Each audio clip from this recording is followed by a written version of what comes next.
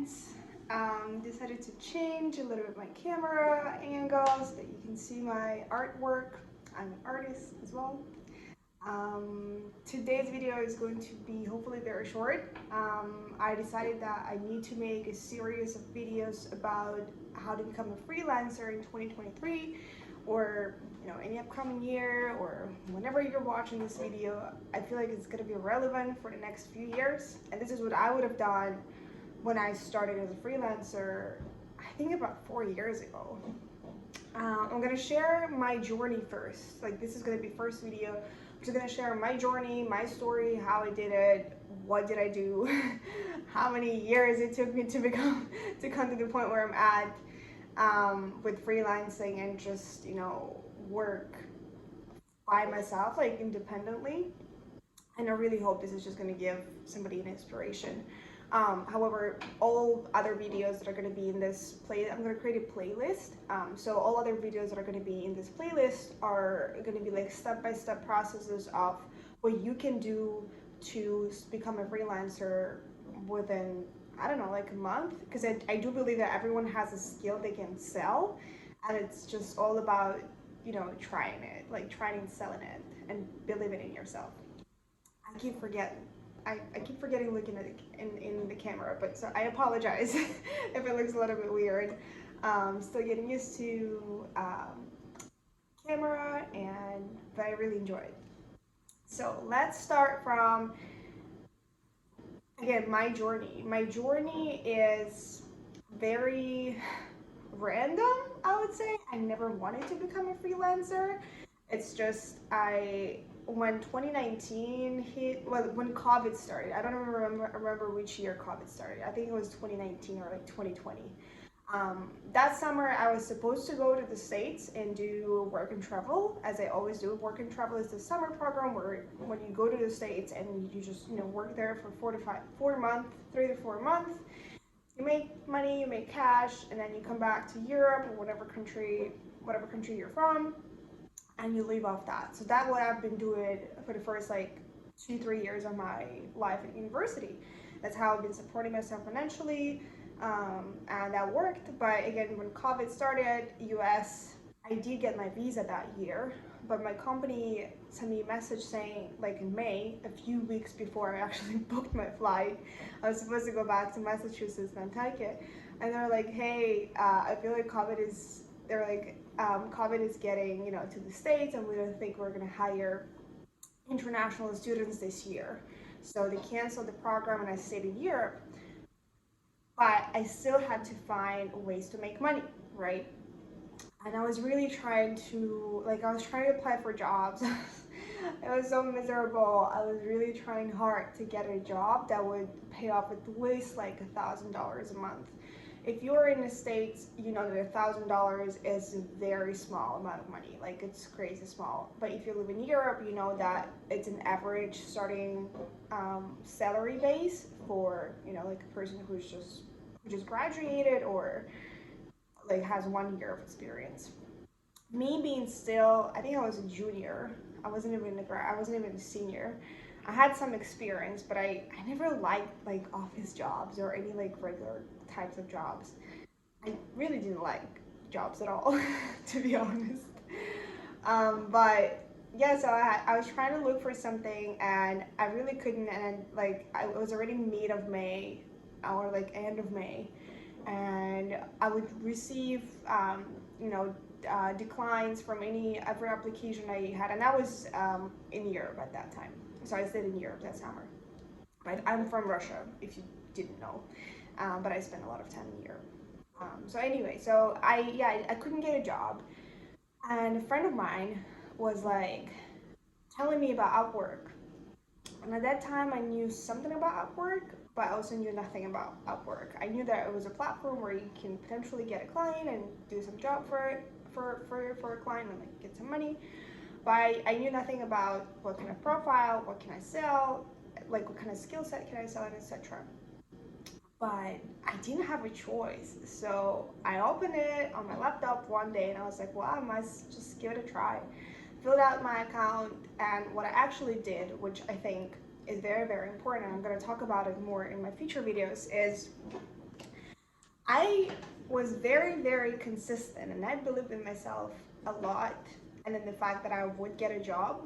So for 2 weeks in a row, I would spend like 3 to 4 hours on a like daily basis applying for jobs on Upwork. So I filled out my account. I was looking for a graphic design job because I had this. I still do have the skill in graphic design. Though again, I'm not an expert. Just so you know, I'm just average level, medium graphic designer, and was looking for a job. And yeah, 2 weeks. I was doing it every single day. Like every single day, I'd go to Upwork, apply for a job, and of course Upwork at that time was also paying a lot more than jobs in Europe, like on the hourly wage if you were to compare. Because on Upwork you could get like US clients, like clients from Canada, from like Australia, and they pay just a lot more because of the currency exchange, and just because those countries make more money compared to Europe. So I was really trying hard to find a job, and I almost gave up. I almost gave up, and the day before I actually found my job at that time was I was talking to this girl, and she already got a job on Upwork. It was also her first time. And she was like, Mika, just keep applying, like just believe in it. Like keep applying and give it like, few more days. Like give it proper 2 weeks. And I was like, okay, what do I have to lose? So I give it a few more days. And exactly the next day, again, when I was just about to quit looking for a job at Upwork, I got an offer. I got an offer, not just an offer, I got a perfect offer. I got an offer to be a graphic designer for an Australian company doing some sort of collage that required you to have an iPad and Apple Pencil. And that was exactly what I had on hand in terms of like devices. And I just got a job. And they gave me like crazy amount of hours. My boss was really nice. I did work with them for like a few months. I worked like 50 to 60 hours every single week, like a lot.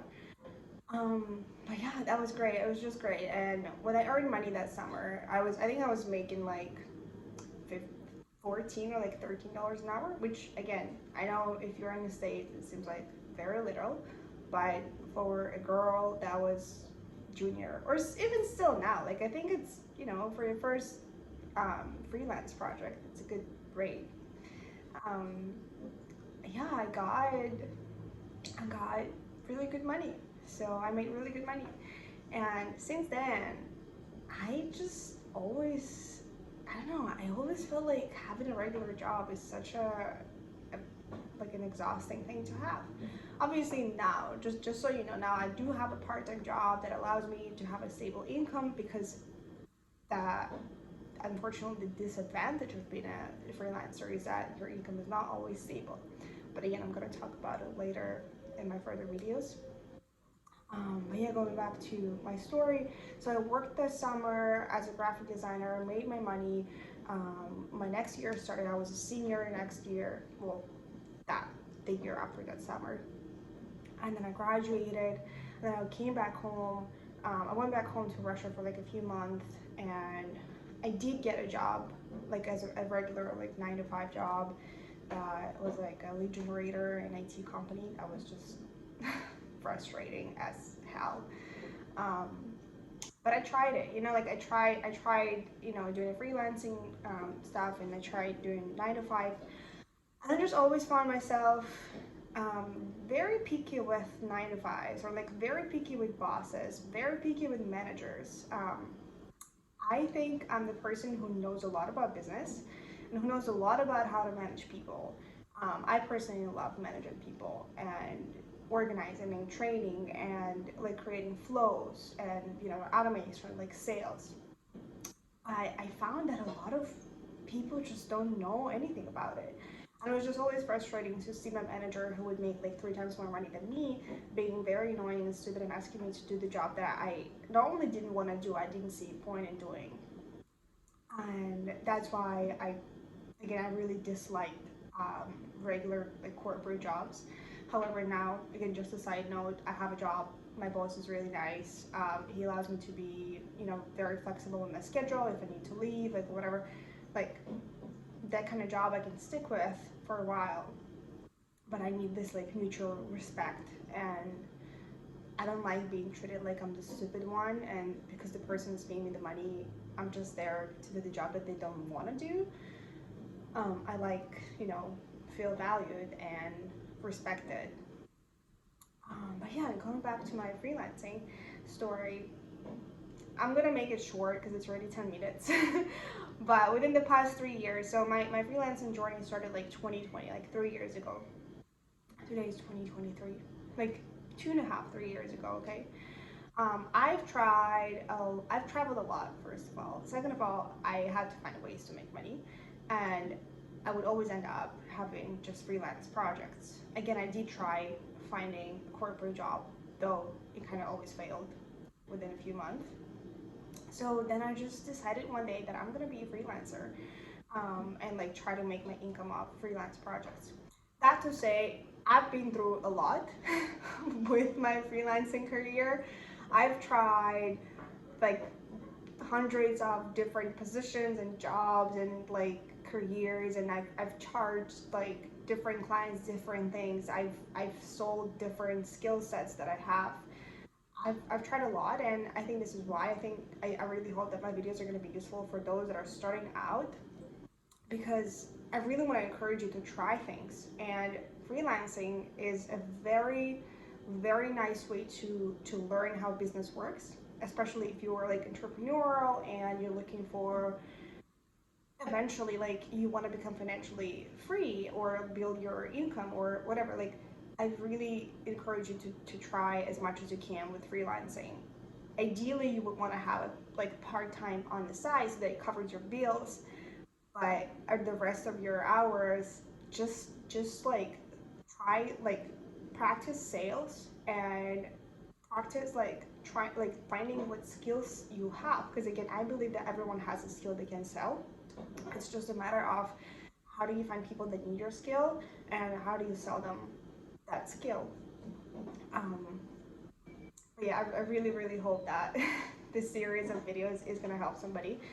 But yeah, that's again to wrap up my story. I am in Mexico right now. Part of my income does come from this part-time job that I'm doing. I'm just doing project management, some administrative support. I like the project, I like the job, I like the people that I work with, I like my responsibilities. And another part of my income comes from side projects, like purely freelance project. And I feel like it's this year when when it finally started, like not me looking for clients, but but people reaching out to me because I've built the network. And it wasn't an overnight success. It did take me like a few years. However, oh my god, how much it's just it worth it. Like it worth every day I spend freelancing, because now I'm like, I have a few stable clients and I don't need to, go market myself, because again it does take time and effort.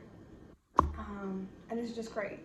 And if my regular job falls off, like if I don't like it, I can stop it and I'm still going to be able to support myself. Of course my income is going to be less, but that's the beauty of freelancing, is that you're only dependent on yourself. Like my values are freedom and yeah, like integrity, but freedom is like my base. I love my freedom. Freedom to choose what I want to do on a daily basis. Freedom to choose how much I want to make on a monthly basis or like on a yearly basis. Freedom to explore and again utilize, monetize all of my skills is what really makes me feel good in life. Um, yeah, so again, my journey has been very interesting. It had its ups and downs, and I definitely wanted to quit a few times, but now I do believe that it was such a valuable experience, and it still is, that taught me again so much about business. And I am going to create a video about business side of the freelancing, because I think that those that understand the business side of freelancing can actually build much better teams and projects, and like their business is just going to grow much faster, because inside and out what it's like to execute and what it's like to market and sell. because those are like two main things. I'm going to talk about delegation. I'm going to talk about some of my future videos. I'm going to talk about delegation and automation and how to find clients, how to create portfolio, how much you're supposed to charge, what you're supposed to do, what skills can you sell. All of that is going to be in the next like maybe 5 or 6 videos. I hope this is the longest video. I know not a lot of people like to watch long videos. However, again, I really hope that this gave you some, insight about me. And again, I'm just going to talk about my experience, which I think is very valuable. Can be valuable to others. Um, Follow me, subscribe, but even if you don't want to subscribe, just follow me on Instagram. I am gonna post a link there every time I'm gonna post a video here. I feel like the sequence is gonna take me a few weeks to record all the videos, so you're gonna see them coming out within the next few weeks. But yeah, this is the start. I'm really excited. I hope this is gonna help somebody to build the life that they really want to build and believe in themselves, because it's a lot about your mindset as well. You gotta believe in yourself, and if not you, then nobody else will. And this is something I keep reminding myself of: is I'm the one who is on my side, who should be on my side all the time. I really shouldn't care what other people think, or really like what's happening with their life. It's just me. At the end of the day, it's just me taking care of myself. I hope you're having a beautiful week, and yeah, reach out if you have any questions, or if you have a specific question that you want me to answer in following videos regarding freelancing. I'm happy to do so. Okay, love you.